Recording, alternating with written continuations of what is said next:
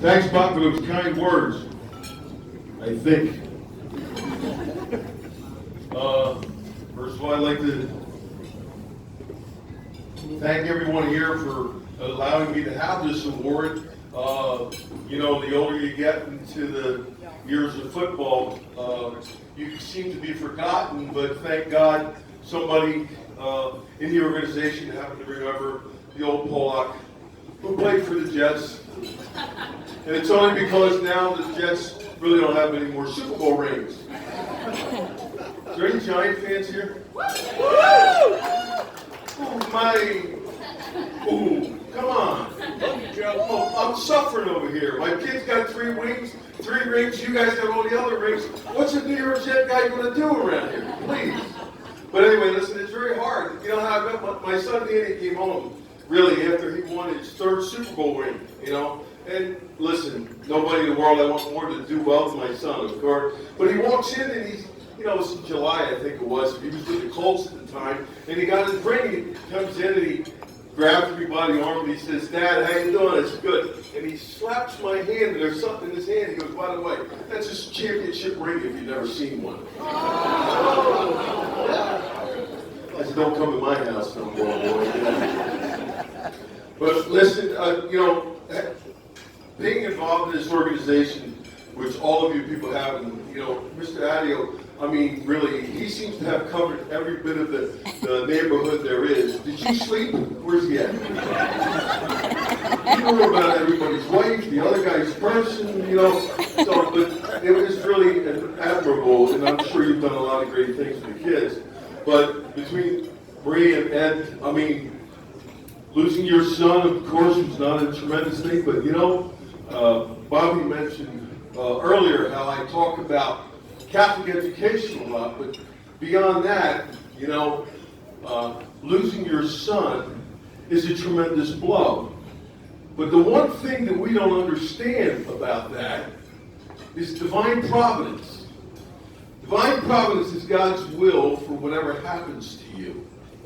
Take a look around this room. You have 330 people here. It was mentioned you raised over $2 million for charities and other things like that. You think there was divine providence behind the death of your son? You never know that. You really never know that. God has a funny way of doing things. He touched everybody in this room tonight by a death, which everybody thought was tragic. But look what it's turned into. Not tragic at all, is it? He still lives on in memory. He lives on in what he does. And everything that is done for all the children and charities that everybody here comes to deal with. That's a tremendous thing. You know, today's NFL athletes, I really have a problem with, of course, because when I was a rookie, this is a good story. Guys may like, I don't know if many girls are like this, but there was a guy I was trying to make the football team, and I came from Chester, Pennsylvania. I don't know if you know that area, but Chester and Newark fight for the #1 worst city in the East, okay? So I come from a tough place, and that's all I did was fight in my younger days. So when I got to the NFL, there was a guy across the line from me.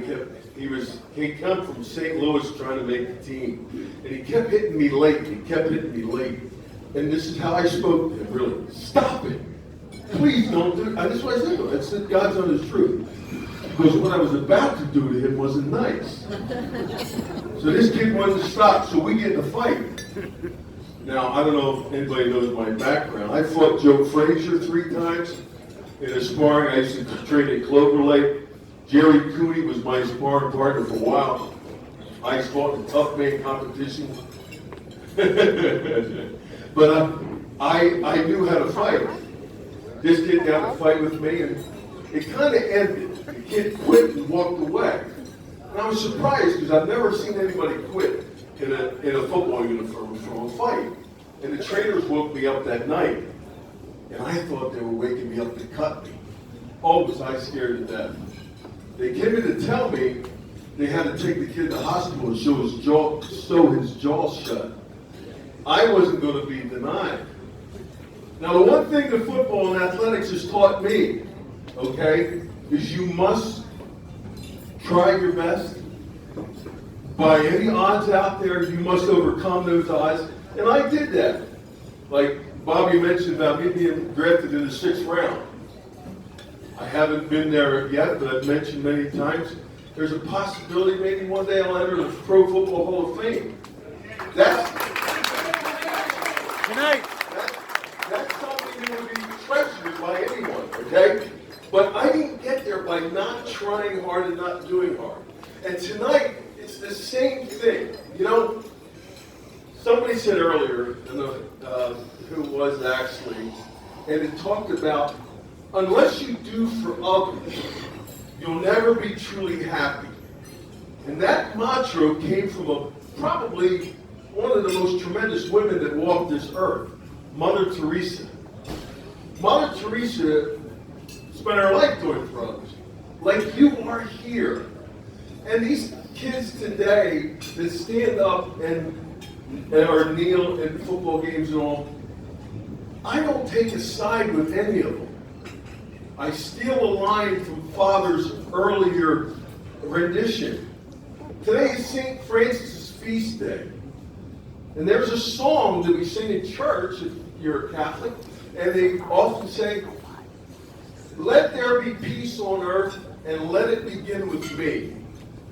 And unless all of us start thinking that way, not taking sides, and really thinking about what is right, not for you, not for that person, but right for the whole of America, we're going to be in a little bit of trouble. So tonight, I'm here to just really be gracious of this honor that I've received to face really a great bunch of people like yourself, raising all the money you have. And from now on in the future, General Grant got me to come here, and I talked to Ed about this last year, but I was actually in surgery last year. I had my neck cut open, but I couldn't make it, but I will be back from now on. Thank you very much.